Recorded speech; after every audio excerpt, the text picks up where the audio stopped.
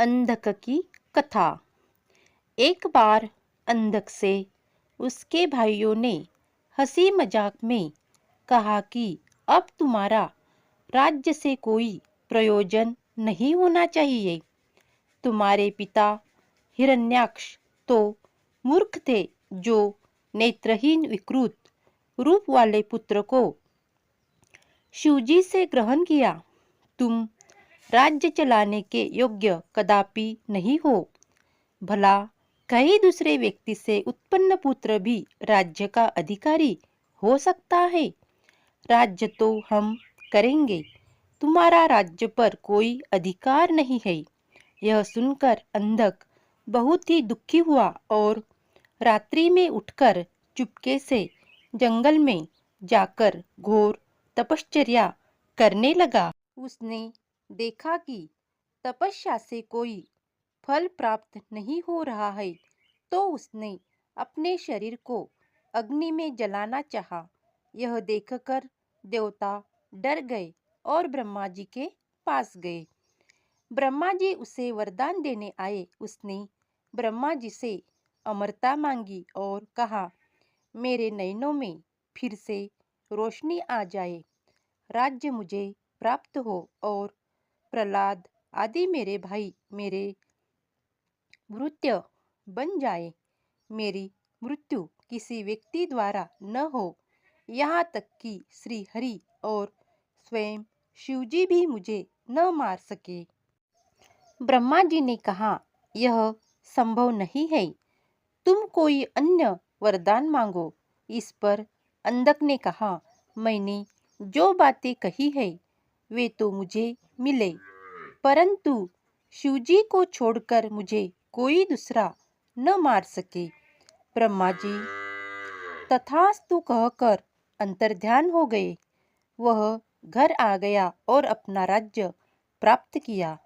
प्रहलाद आदि सब भाई उसके भक्त बन गए। वह करोड़ों वर्षों तक राज्य करता रहा, परंतु बाद में वह कुसंगति में पड़ गया।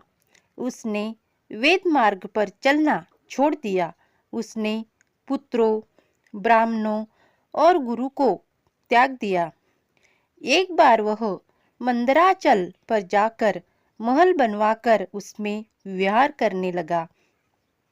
उसके मंत्रियों ने उसे सूचना दी कि एक जटाधारी साधु के पास एक सर्वांग सुंदर स्त्री है, उसे तुम ले आओ।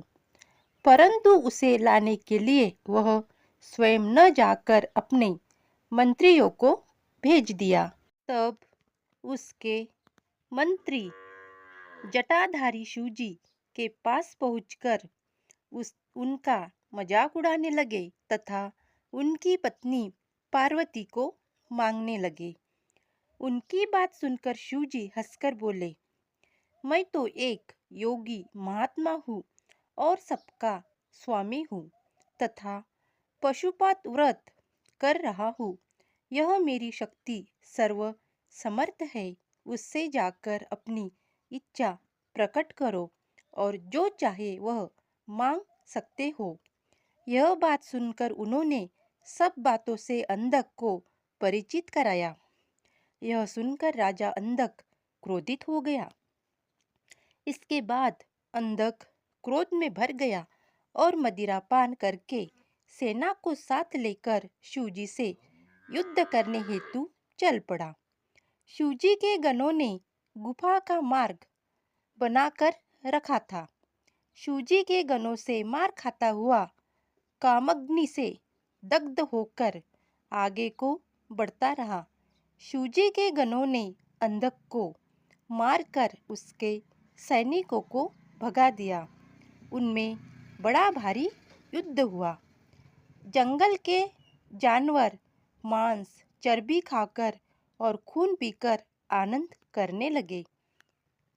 शिवजी ने पार्वती से कहा, देखो इस संसार की कैसी अनोखी गति है। कभी कभी स्त्री के प्रसंग में अपनों से ही युद्ध करना पड़ जाता है। कहा तो मैं पशुपत व्रत करने यहाँ आया था, परंतु यहाँ से दूसरा व्रत करना पड़ रहा है, इससे तो दूसरे वन में चलना चाहिए।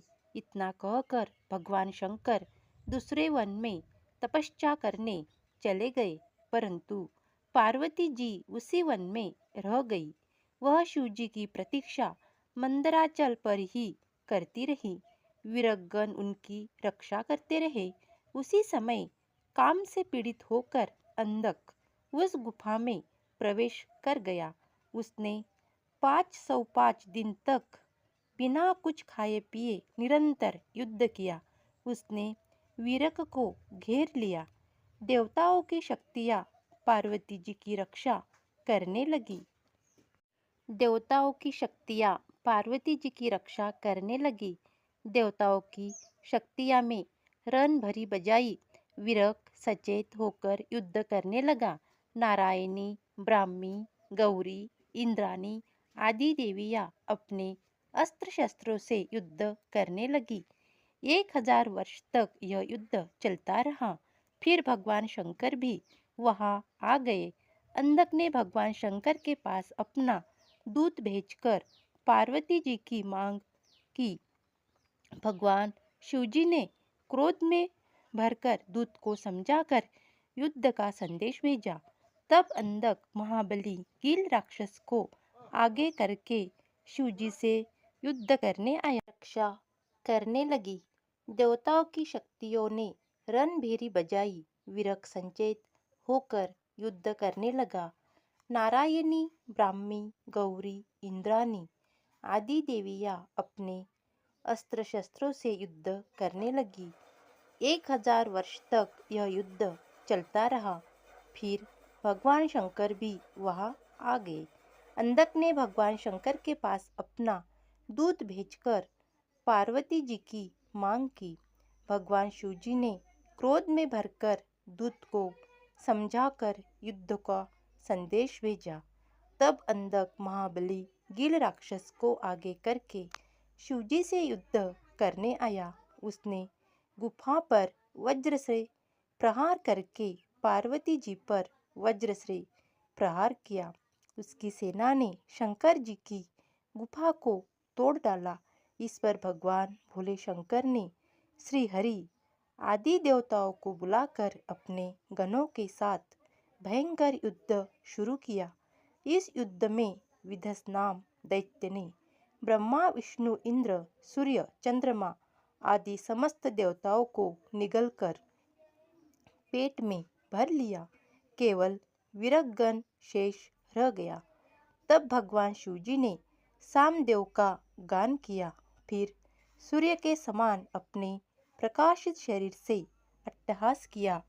इस बीच वह दैत्य नंदी को भी निगल गया। क्रोध में भरकर शिवजी ने अपने तीव्र बाणों से विधस को मारकर सभी देवताओं को उसके पेट से बाहर निकाला। शुक्राचार्य मरे दैत्य को फिर संजीवित कर रहे थे।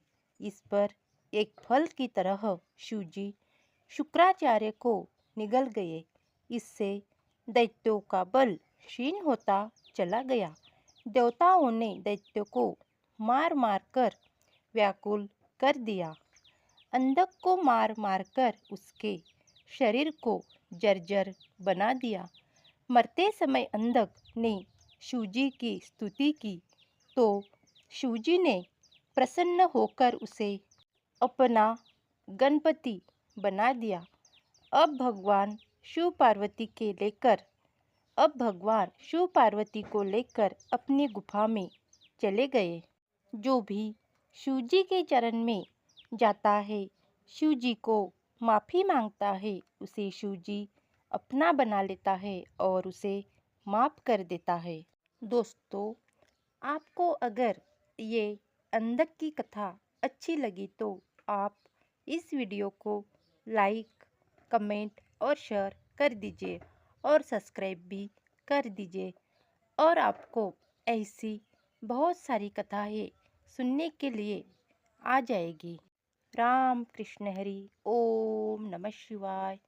हरे हरे महादेव, हर हर महादेव। राम कृष्ण हरि। राधे राधे।